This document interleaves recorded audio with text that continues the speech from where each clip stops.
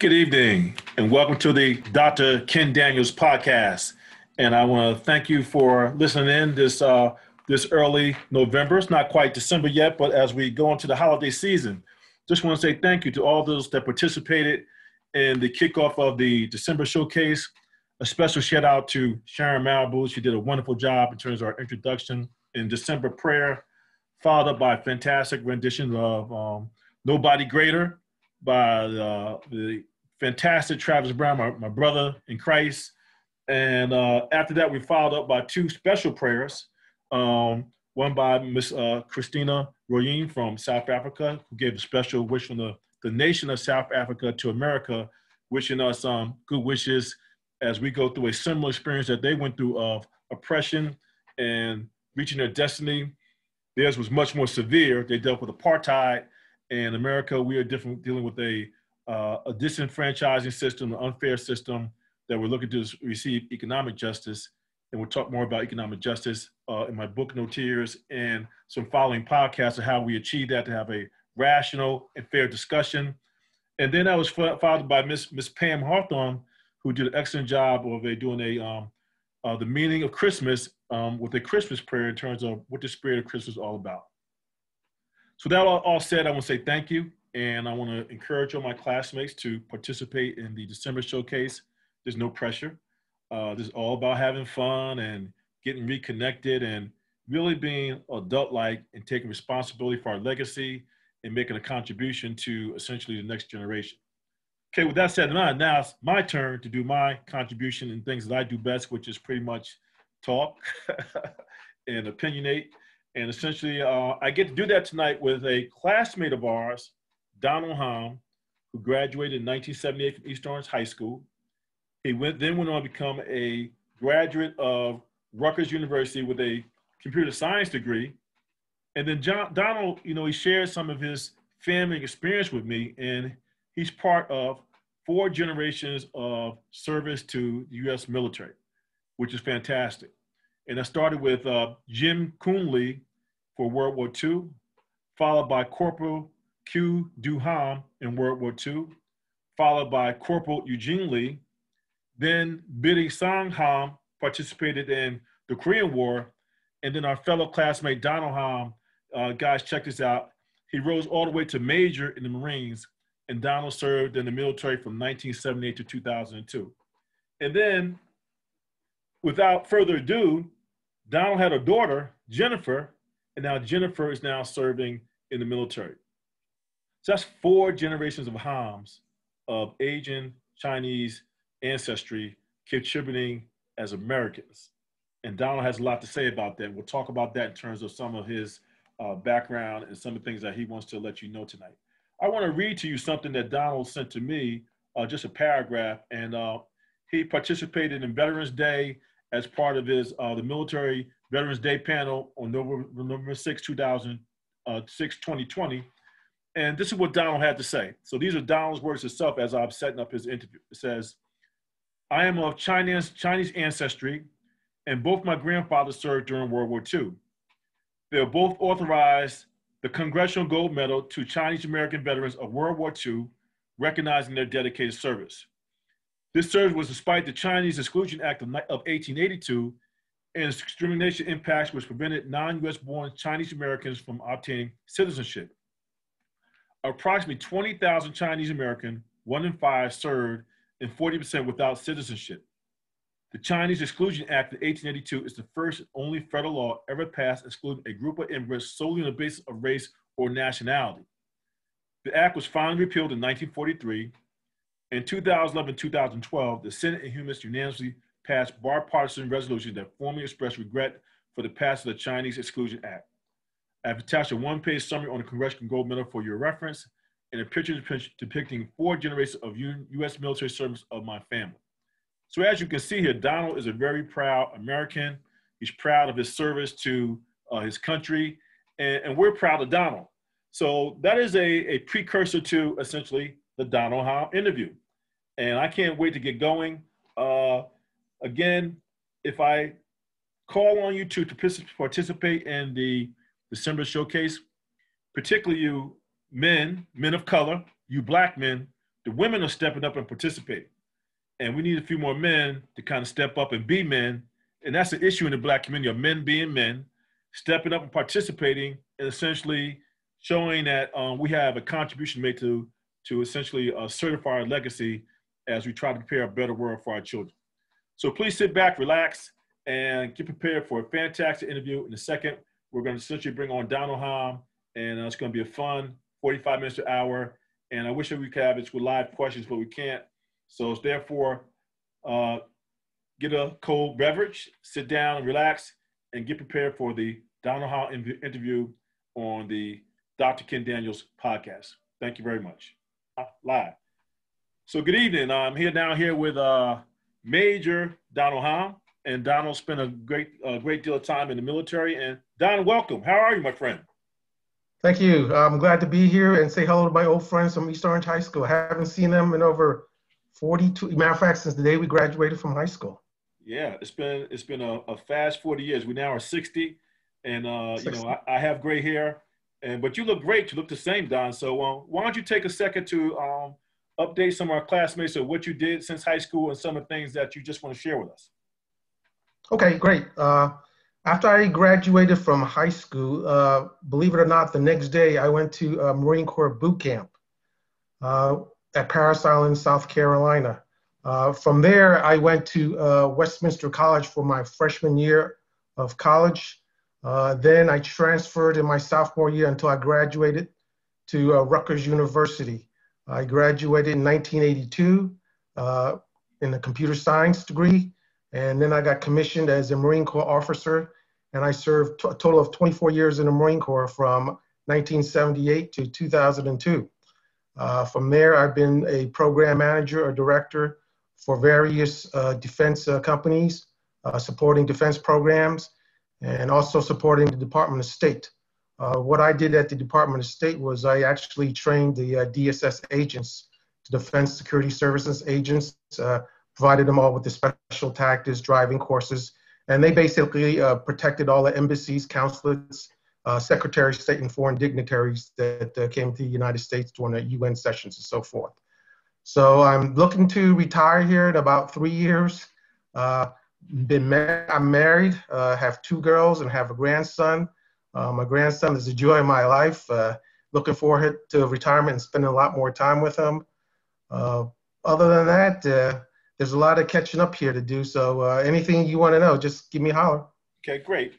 Well, thank you for Don. Thank you for sharing that. As I mentioned in my introduction, that your daughter is now in the military, so she's part of the the 4th generation of Hom serving in the military as Americans. Tell me how proud that makes you feel. Your daughter I guess she's kind of following dad. What's that mean to you? Oh, I'm glad you asked me that question. My great grandfather came to the United States as a student from, I believe, not the exact date, but somewhere from 1910 to 1911. Back then, they had something called the Chinese Exclusion Act of 1882, which basically prevented Chinese from immigrating to the United States. A lot of it had to do with racial things, but most of it was economics during the gold rush. But at that time, the Chinese population was like 0.002% of the United States. But the thing that came out most of it's not really economics, but it's really racial. Because the law was designed to prevent the Chinese from coming over here to the United States. It was the first and only law passed in the United States that prevented a nationality or race from coming to the United States. So that's why back in the 60s, if you think about it, the labor laws that were put in place only allowed Chinese to become labor. So that's why my grandfather had a laundromat. And so the only things you saw at that time were laundries or restaurants. So my great-grandfather came here as a student. Then he came back here to the United States as, I believe in like 1918, as a paper son. A paper son is something that the only way they can come into the United States was they sold their citizen papers to other folks who wanted to come to China. So he had to use a fake name to come into this country. And so my grandfather came into the United States after my great grandfather had sold his paper. So he also bought another paper for my grandfather that came here. So my grandfather on my mother's side, he was the first generation in the military. He actually served with the 1st Infantry Division and landed on D-Day at Omaha Beach with the 26th Infantry Regiment and 2nd Battalion. Really proud of his service because he landed during the second wave, went through France, went through Belgium, and then he actually went into Germany, and he actually participated in taking the first city, Aachen, A-A-C-H-E-N, from Germany. That was the first city that the Germans lost, and he actually was the one that went down Main Street to take that city. And then after that, that happened sometime in September. There was a campaign called the Hürtgen Forest in Germany right before the Battle of the Bulge. And in the Hürtgen Forest, it's not really well publicized because the United States had 33,000 casualties. My grandfather was with Echo Company. He was on the right flank of the entire U.S. Army. And when he went into the city of Merode, they took that city, but there was no one protecting their right flank or left flank, and they were just left out in that city alone. So when the Germans counterattacked, they overran the city and they basically annihilated Echo and F Company. My grandfather being Echo Company, he was wounded and evacuated. But there's a sign today in Merode City that dedicates that 300 U.S. Army soldiers died during the battle of the 29th and the 30th of November. And my grandfather was wounded on the 30th. The other company, Gulf Company, was attrition was 50%. So there was maybe 100 folks left, about out of 600 people when the German took that city. So he was awarded like the Purple Heart and Bronze Star. And my other grandfather on my father's side also served in World War II, but we lost his. I don't know what he did in World War II because he lost the Army. There was a big fire in St. Louis, and they lost all their personnel records. So don't really have any idea of what he did, but he also served in World War II. And because of the Chinese Exclusion Act, and they weren't allowed to become citizens, Congress in 2018 passed the Congressional Gold Medal to all Chinese veterans of World War II for the dedicated service, even though they couldn't become citizens. Very similar to what the Tuskegee Airmen did, the Navajo talker, Native Indians. So that presentation will go on December 9th of this year, and I will receive like a replica of bronze medal of the Congressional Gold Medal. Wow, that's fantastic. Then that's the first. Mm-hmm. So that was fantastic. It's an unbelievable history. But go ahead and finish. I'm sorry to interrupt you. Go ahead. Yeah. Okay. So that was my first generation. Then the second generation was my father. My father actually served in Korea. He was also with the 40th Infantry Division in the Army. He actually served during the Punch Bowl and Heartbreak Bridge. Those were two major battles during the Korean War. The funny thing about him is when he came to this country in, I believe, 1949, he was drafted and then he was sent back to China. You know, we're of Chinese ancestry. He was sent back in 1951 to fight the Chinese.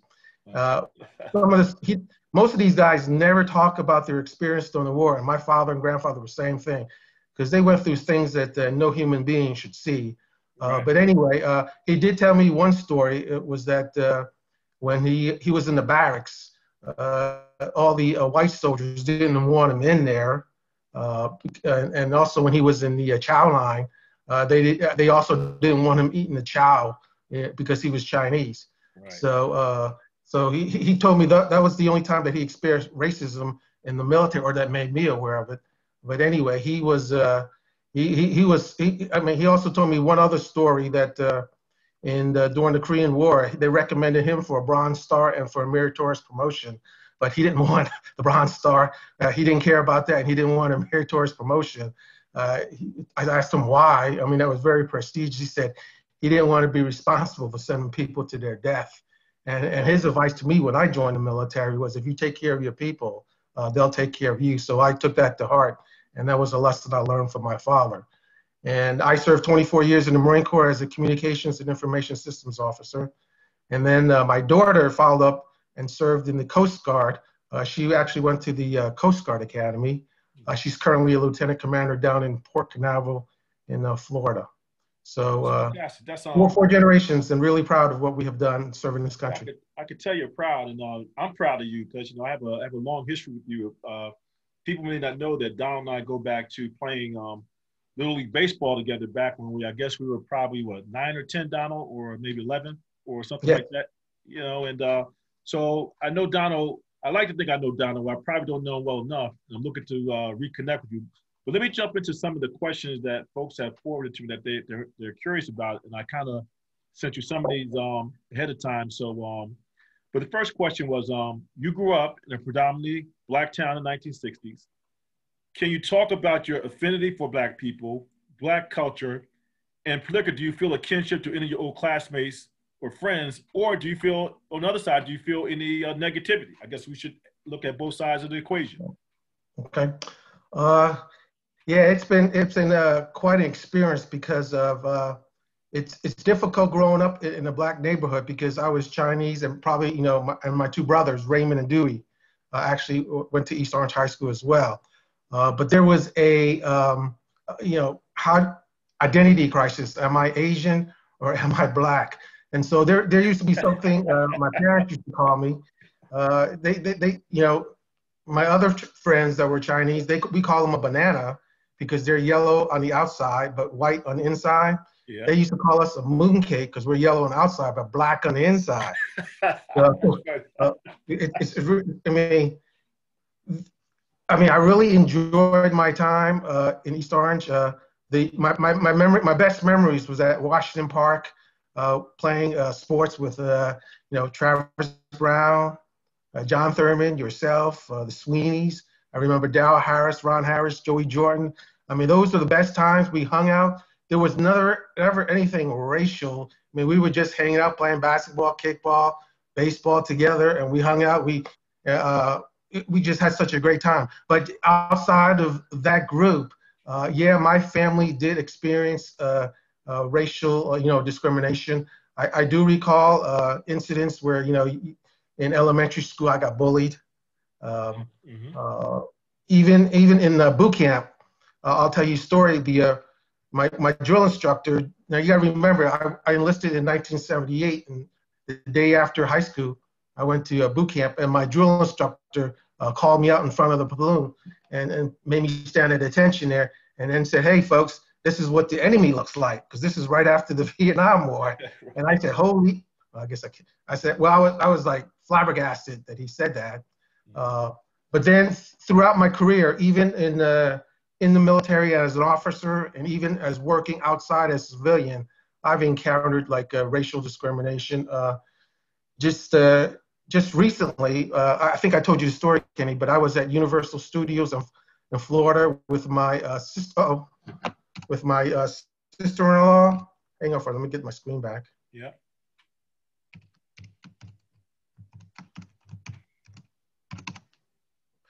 With my sister-in-law. So they had my wife is from Taiwan, so her sister flew in from Taiwan with her two kids. So we decided to bring them to Walt Disney and Universal Studios. So one day while we were at Universal Studios, during the Mardi Gras parade, I sat down my niece and nephew so they can enjoy the parade. And my wife and sister-in-law went to get a drink. And as I was sitting down, there was a white couple, two old white ladies sitting next to me in wheelchairs.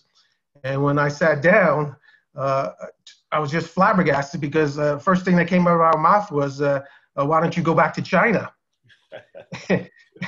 And so I didn't know how to react. Obviously, I didn't leave the two kids by themselves. But then when my wife and sister-in-law came back, I told them what happened, and I went over there to speak to those two ladies that walked away from me and found another seat to watch the parade.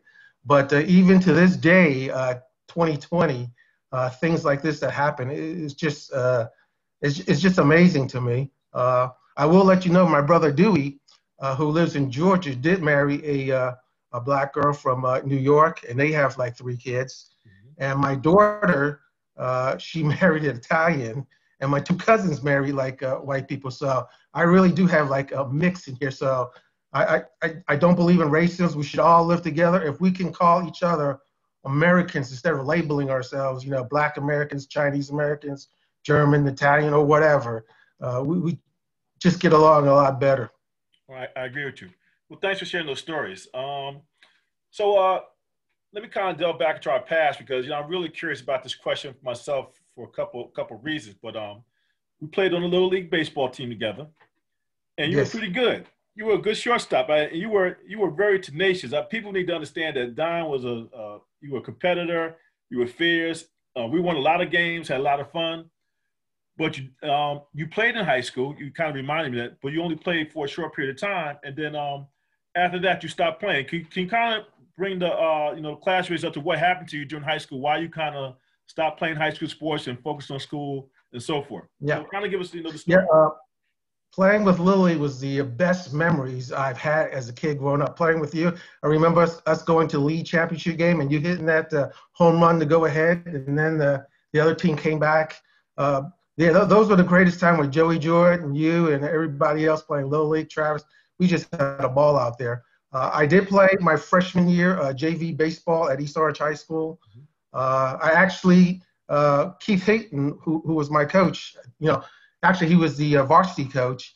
He brought me up to varsity for like a couple games because during one of the JV games, I believe it was in Irvington, he saw me go like 3 for 4, and I hit the ball over the left fielder's head, and he saw me and says, "Why did I end up on third base?" And I said, "Shit, I wanted to admire what I just hit." He brought me up to varsity for a couple games, and then I went back down to JV, and one of those games I was sliding into third base, and I dislocated my ankle. Right. And so I went to see the doctor. He did his things, put a cast in and straightened out. And Coach Hitton wanted me back in 2 weeks, I thought. And I could barely walk. And my father said, "No, you're not playing until you get better." Right. And so, and then Keith said, "If you don't come back in 2 weeks, don't bother coming back at all." So I never came back and played baseball in high school again. But I know that they did ask me to come back in my junior or senior year, I thought. And I said, no, just forget about it. But to this day, because of what I learned from you guys, I still play softball 3 or 4 times a week. I've been playing for the last 25, 30 years. I still play shortstop. Every time I play shortstop, all the other shortstop that, were the previous starters, I moved them all out. So, and I still hit leadoff. I hit 800. So, that's my greatest memory, and I always wanted to play for the Mets, but here I am. Well, I remember those days. I'm so fond of it. And we were pretty good. I never forget that. I never forget that play that you're talking about. That we were down at the Oval Playground. That's right. And I hit a home run to get us ahead, and then my next time up, I hit the ball off Jackie Finch to the fence, and the guy almost dove over the fence to make a spectacular catch. He made that catch. To end the game. Remember that? I think his name was. I remember what was his name? Dave Simpson. His name was Dave Simpson, and to that day, I figured if that guy had not caught that ball, it probably gave me so much confidence as a person. I might have been unstoppable going forward. But we would have been the league champions, I think, for the whole city or something like that, if I recall. Yeah. We won that game. And I talked to Jackie Finch about that play. That only Dave Simpson that saved his butt because I cracked him. No, but I do remember one of the questions you have was Mini Mike. You remember Mini Mike? Yeah, Mike McNair. Yep. Yeah, Mike McNair. He was the one guy at Washington Playground you were talking about who maybe served as someone to look up on. Yeah. I know he was a volunteer fireman before, but he was the one guy that sat down and watched out for us and actually coached us and tried to teach us things because no one else in East Orange, would take the time and do stuff like that for you. Right. I really think that Mike doesn't get enough credit, and I actually want to do something for him to honor him because he sacrificed. When you look back now, and you look at kids in terms of what it takes to be a mentor. He really sacrificed a lot of his personal time to, as you said, mentor us and educate us and make sure we knew right from wrong. And I don't think I never personally thanked him enough for that. So I think you're kind of pretty much saying the same thing. Absolutely. I need to thank him myself. He was the one that kept me out of trouble, away from drugs, fights, gangs, and so forth. Besides my parents, my father being a strict disciplinarian, he was one of the guys that kept me out of trouble. So yeah, because we spent so much time in that park. But let me shift gears. Let me pick your brain about current events. And as you know, it's been a volatile year in America in terms of protests, Black Lives Matters, things that matter of that ilk. And you know, there's this common perception. I think we all can agree that police brutality is bad. But you know, once the Black Lives Matters movement kind of comes to a fruition, you know, the question is, how do you think Black Americans have to think about elevating their status in America in terms of, you know, things such as, you know, education, schooling, work ethic? What advice or what do you think should be some of the policy things we could do to kind of, you know, take this Black Lives Matters movement to, you know, some type of actual policy?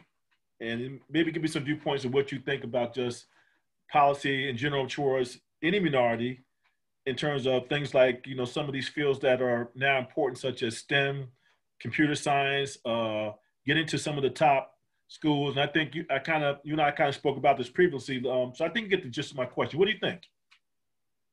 Yeah, I think the most important thing is to level the playing field, education. Everyone needs education, opportunity to go to college, and if it was an easy question, we would already have a solution. But it's a real tough. Some of the things that I would look at was like to even the playing field. I was looking at something like as far as economics, like a VAT, you know, value-added tax policy, where everyone would pay, you know, have their hand in the pie. There's something at stake for them. Nowadays, there's a lot of things.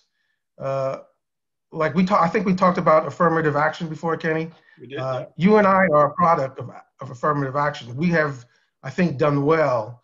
But now there's to a point where some folks use it as a crutch. I don't know if you understand what I'm saying. Yeah. I think, I mean, it's a difficult question. If there was an easy solution, we would have already been there by now. But I think I want you to speak your mind. It's not a matter of, you know, being offensive to my audience, whatever. The thing that I think was important as we kind of talk to the audience is to educate them that there are different viewpoints, and we can agree to disagree. But the point is that people need to understand that, as you said, matter of factly, some people do use affirmative action as a crutch and becomes more of a right or a culture than a stimuli that's meant to be a one-time event or occurrence, and it becomes something that is permanent. And I think we all agree that permanent welfare or permanent affirmative action is chronically probably a bad thing, even though there are differences. So speak your mind. You know, give us your hardcore feeling about things, because I think it's important for people to hear, you know, the viewpoint. I think it comes back down to one of the biggest thing is important, I think, is family life, home life. Mm-hmm. You need to be raised by a mother and a father. The school doesn't need to give you values. It's your mother and father and the church that gives you your values. So I think having a good family structure, you have like in your case, your father was the principal and your mom. I mean, you had like two outstanding role models to choose from. I had two role models, my mom and dad, that was always there for me. Unfortunately, that's not there for everybody. And that's why I meant Mike McNair. We need folks like him to step up. You and I could be like mentors to other kids around here that need some leadership, that's not there for them. You also mentioned that I believe like the welfare system, I'm all for it, but there should be a limit as to welfare. It becomes a crutch, and it doesn't do you any good, or does the society any good. Because if you're stranded in a row, it kind of brings you down. It doesn't give you the opportunity to grow and develop and become a person. But I do understand, on the other hand, that there's like an ivory tower and glass ceiling. I myself have come across it. And as I read your book, No Tears, you have come across it too, where there's a certain point where you get up there, you're just not the right color and you look different and you're not going to get any further. I've seen it, you've seen it, it's still out there. Yep. So, yeah, I mean, I don't have an easy answer. I wish I did. But I think it goes back to like having a good, well-rounded family home, having those programs in place for you to give you that opportunity. And it's up to you to take care of that, take that opportunity and run with it. I've seen some folks given that opportunity and they've just not utilized it, or just, they don't even work hard. They've been given an opportunity, but they don't take advantage of it. So that's the sad part about it. If you're given that opportunity, but don't take advantage of it, that's just like really a waste of resources, I think. Right. Okay, let me ask you a personal question, kind of going into dating and girls and things like that during high school. And then maybe you could talk a little about how you met your wife. I think people might want to know that in terms of, how romantic you are, what kind of swag you got in terms of your game. You tell us about the Don Juan, how you swept your wife off her feet. I like to hear how you proposed and all that in terms of how romantic you are. So, I never thought about how difficult dating might have been for you in high school. And the question is, did you date while in high school? And were you attracted to any of the beautiful Black women? And if yes, who? What would you say to them now? Let me check my,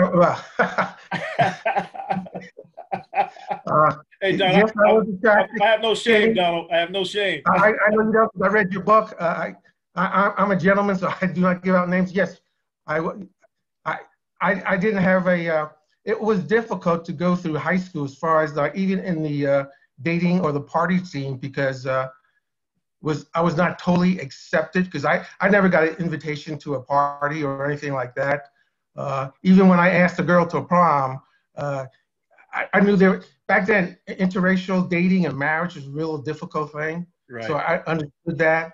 And I knew there was a lot, not only on me, but also on the opposite sex when that happened. So, right. I mean, yeah, I was interested, but no, I didn't do too much dating. And even when I went to college, it was the same thing, whether white or Black, I approached them as well. It was also difficult because you got to remember, this is the 60s and 70s. Right. And so interracial dating and marriage was just a big no-no. Now you look at days, like I mentioned before, like my daughter married Italian, my brother, married Black, and I got 2 cousins that married white. So it's a lot more accepted nowadays. And as you can see, our vice president, our vice president-elect, same thing. So I'm really happy that has moved forward, because to me, you should be happy. It really shouldn't matter what color or it's the character of the person that really counts, in my opinion. Right. And nowadays, today's generation, it's really the me generation. Back when we grew up, it was, we were all in it together. Right. So that was the difference thing. We all hung out together. We didn't stick our faces in front of a laptop or a video game all day long. We were outside socializing, interacting with each other, and we got along. Yeah, we got into our fights. Right. But we settled with fist fight and it was over and we're buddies again. Right. Well, if there's any consolation to you, I didn't get invited to many parties either. And I wasn't too successful dating anyway either. So, in fact, as you know, you kind of read my book. I pretty much was almost, I wouldn't say a virgin, but pretty much as a junior, senior high school. So it's not like I had all these great experiences. I was basically, very immature. Didn't really kind of understand, what was going on or understand what love was, right? And I kind of, back then, you kind of equate sex with love, not knowing better, right? And then as you kind of get older, you understand that it's much more, involved and there's other aspects, So therefore, with that said, talk a little bit how you. Question you asked me about my wife. How did I meet my wife? So I met her in my first duty station. I was stationed out in Kansas City, Missouri. Yeah. She was a student from Taiwan. She went to she and I attended the same church in Kansas. And so that's how we first met. Yeah. I first took her a date. There's something called in Kansas City, Old Town. And we just hit it off from there. And she was up for she had to return after graduation. So either she go back to Taiwan because her student visa was over, or I had to do something. So, so, so I proposed, and we got married at the courthouse. Okay. So that was the actual first time we got married. Uh-huh. And so I actually got married we got married 4 times Four within a times. year, four Really? times. Okay. So we had to get married in the courthouse so she could legally stay in the United States. Yeah. So then I had my church wedding in Kansas City in the spring of '85. Uh-huh. Okay. Okay.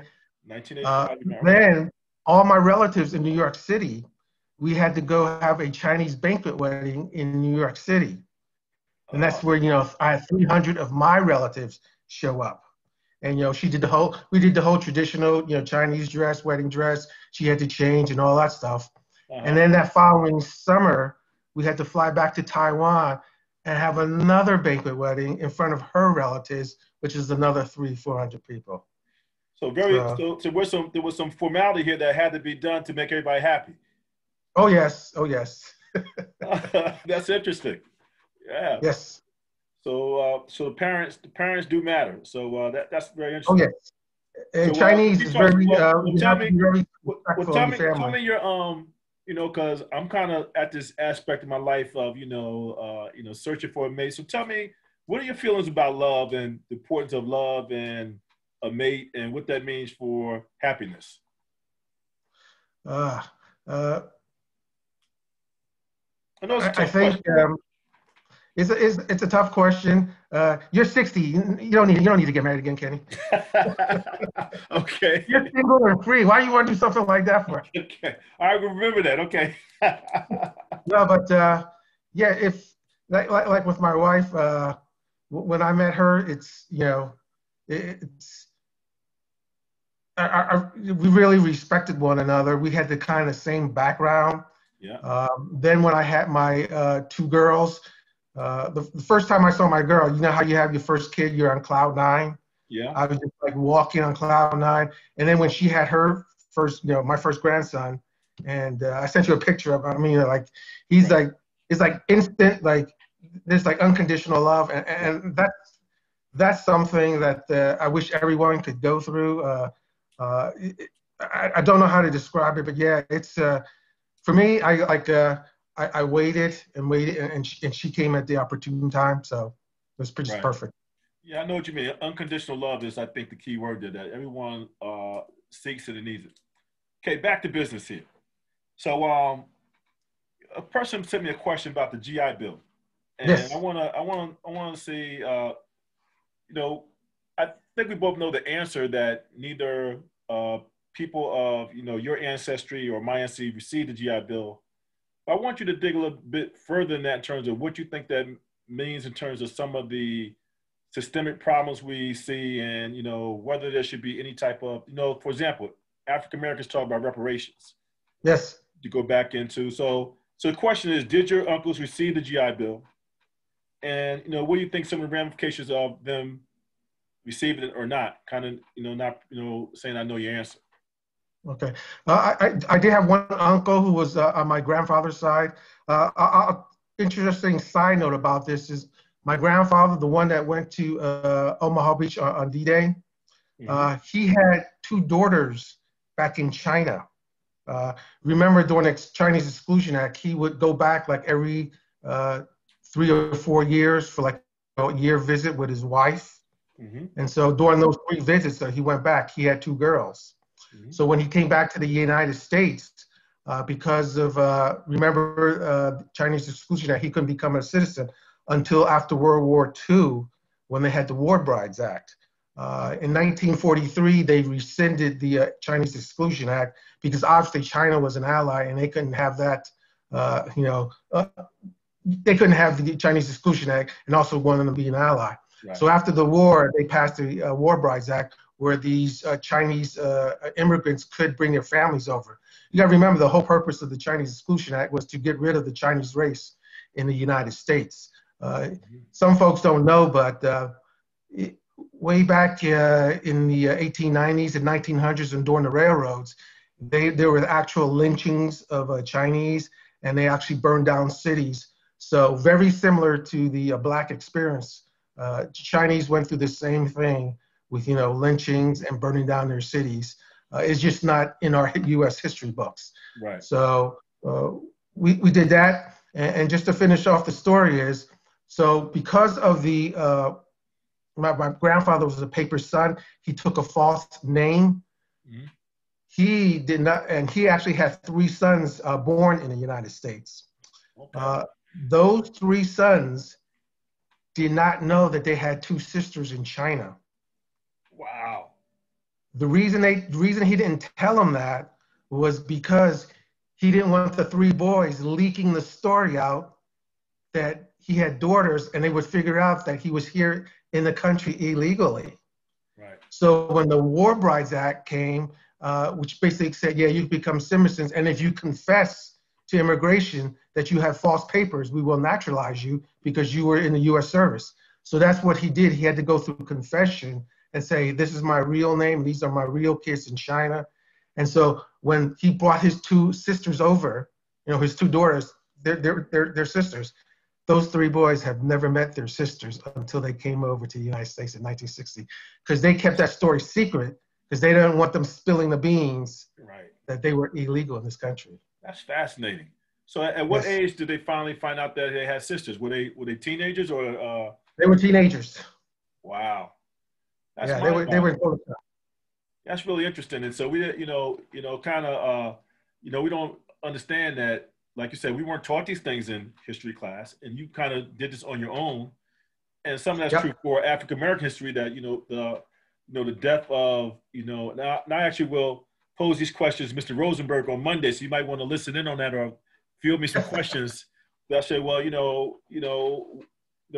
how did you feel about what you taught us about history? And I guess we can't blame him. He probably was, held his hands tied to a certain extent in terms of what he could and couldn't do in terms of resources. Right. But, we can ask the question anyway. So let's go a little bit deeper on that question. So what's your feelings on, I guess, for, Chinese and Blacks about this whole thing, or, some type of reparations for past actions? What's your feeling on that? Because clearly it's not been, Congress did recognize a wrong, but they did nothing else. They did apologize in 2011, 2012. They apologized, but there was no reparations do that. But you got to remember, at the same time, you're familiar with the Japanese Americans during World War II? I am, yes. Yeah, all the Japanese Americans were their homes taken from them. Mm-hmm. They were put in internment camps. Yeah. And then they drafted some of these Japanese folks from the internment camps, and they became the famed 100th Infantry Battalion, the 442nd Regiment. Right. I don't know if you call them. They're the most decorated U.S. regiment in history. Mm-hmm. Awards, Purple Hearts, Bronze Stars, so forth. Senator Inoue, I don't know if you remember him from Hawaii. He was a member of the 442nd. Mm-hmm. And they actually had to bail out, Japanese, they bailed out someone called the Texas Battalion. I don't remember if you remember that, no. But they had to go in there and bail out some Texans. Mm-hmm. And the Texans were so glad when they saw the Japanese saving them in Germany. But they did get reparations, Kenny. Mm-hmm. Well, it's interesting that you mentioned that, because even in Canada, where they massacred a good portion of the Canadian Indians, the Canadian government also recognized the wrongdoing and, basically, gave reparations. And the reparations amount was not small. It turned out to be a percentage of the GDP. Right. It wasn't a trivial amount, So when people talk about reparations, I think they don't understand that the magnitude of transfer of wealth that we're talking about is massive. Because, you're talking about hundreds of thousands of people over. So it's kind of like a math equation. It's X times, it's probably 3-dimensional, right? It's X times Y times Z, right? So how do you quantify reparations for what I went through, for what you went through, for anybody that went through? I mean, Well, to me, it's it's an economics problem, and and people have studied this. It pretty much is, it's kind of like a present value question. You kind of make an assumption that if that person had been a free U.S. citizen and able to earn a living wage, on average, mhm, what would that wage have been? And then what would that person earn over a lifetime of wealth? And then you compound that forward, and then you multiply times the population, and that gets you to some number of wealth that was destroyed or whatever like right. that. And then, of course, you could always have an assumption that somebody might have been better or somebody been worse than the average, things like that. But once you kind of figure out what that average wealth would have been over time, you then can size it up in terms of saying that, well, there also are some other externalities that came out that, for like you're saying, that didn't not able to see a wife. Like, what's the cost? What's the value of not being able to see your wife for 10 years? I don't know. Immeasurable, Eddie. Immeasurable, right? So you tack on some cost for externalities and disincentives and that kind of stuff. And so it's actually a pretty simple equation. It's not really, that, I believe the Japanese was like $10,000 per family. But if you do that for everyone in this country, you would bankrupt this country. We wouldn't be able to. I don't know what percentage of GDP would that be. no, But you're right. You're right. But, on the other side that you don't want to get into some frivolous policy decision where they say, okay, this is we recognize it wrong. And so therefore let's just give the money to a certain number of individuals, and it's furthered away. It's wasted. It's a wasted exercise. So I think some balance of having a constructive discussion and then actually coming up, because I think because of the Black Lives Matters movement, there is going to be some serious discussion of this, and it's going to be some, legislation move forward, and it's going to be how painful. about how about making like education available for everybody, college education? Yeah, that would be fair. You That, could that's do, yeah, would you could something do, be reasonable? Everyone be a level playing field or be fair for everyone. You just have to meet those standards right. for graduation. And like you said, it's I mean, for me, my family was always stuck being working a hand laundry or you doing a Chinese restaurant because nothing else was available to them. That was just the way the Right. law is. Same thing for all these other. Same thing for the Japanese. I, and I do believe they only got like $10,000. I'm not sure. Uh, but how do you measure these folks? Some of these when they took their business away from, Right. I mean, it was prime real estate in California, which nowadays, if it kept stayed in the family, it'd be worth millions of Absolutely. dollars, and a business is lost. It's just immeasurable. You can't. And then the humility and like being stuck in internment camp with the guns facing you instead of facing outwards, and you're a citizen. I Right. mean, that's the total. I mean, how can you pay back someone for taking away?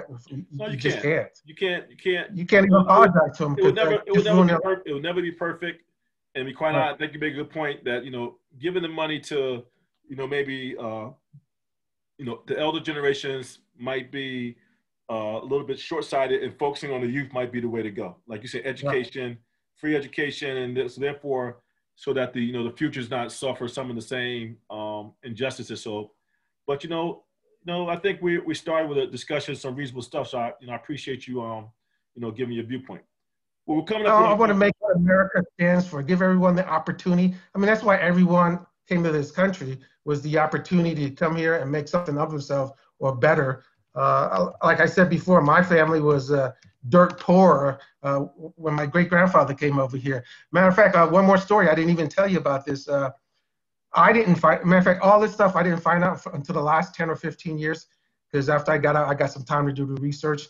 Right. Well, my grandfather, on my mother's side, who was the one that landed on D-Day on Omaha Beach, Mhm. he actually had 9 like brothers and sisters, Yeah. but because they were so poor, his mother and father sold off all of the kids to other families. So my great grandfather who first came here actually adopted my grandfather Really. because my grandfather actually was so poor, he was coming from a farm. There was no money to feed 10 kids. So he Right. sold off all 10 of his kids. Some of them ended up in Mongolia, some of them all across China, and they were still trying to find out where they all ended up. but they sold him off to this guy because he didn't have a son. So he wanted a son, sold him off. And that's how come, he came over here as his father. So, I Wow, mean, that's really amazing. Yeah, that's a hell of a story, Donald. I mean, yeah, like, I don't I mean, think I people didn't know this understand the stuff history. until That's 10 incredible years history. ago. Yeah, Yeah. I didn't know any of this stuff until I did some search at the Naval Archives and digging into some like historical records when I found all of this stuff. And Right. a lot of the stuff I found out was in the immigration when he had to go through his confession where all of this came out, and I read it. And I don't know if you remember the article about Angel Islands where they interview your parents and interview you to make sure you know where the pond is in the village, who lived in this house, and how many rooms are in this bedroom. How many bedrooms are in this house, Mhm. and what was this building for? And if it didn't match, you couldn't come into the United States. They would send you back to China. Wow. That's Yeah, amazing.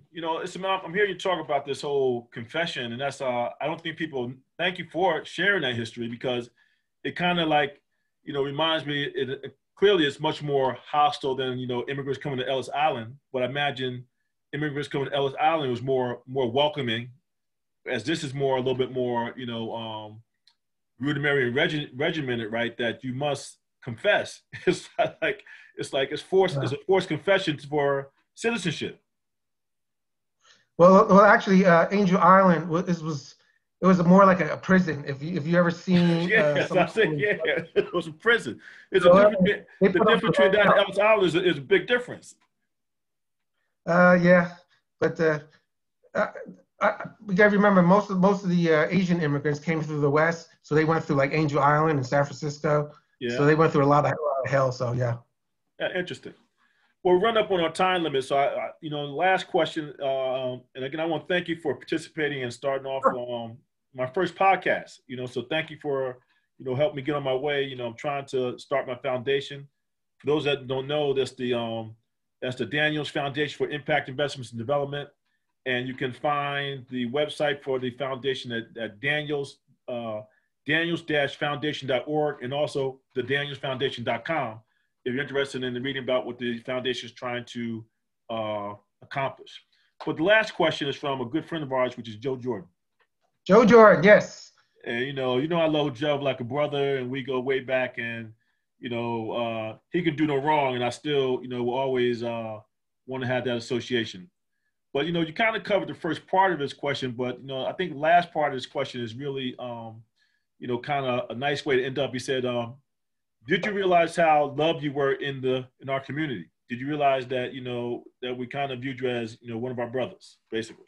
I think I kind of alluded to it, like at Washington Park. I would never trade those times and memories together.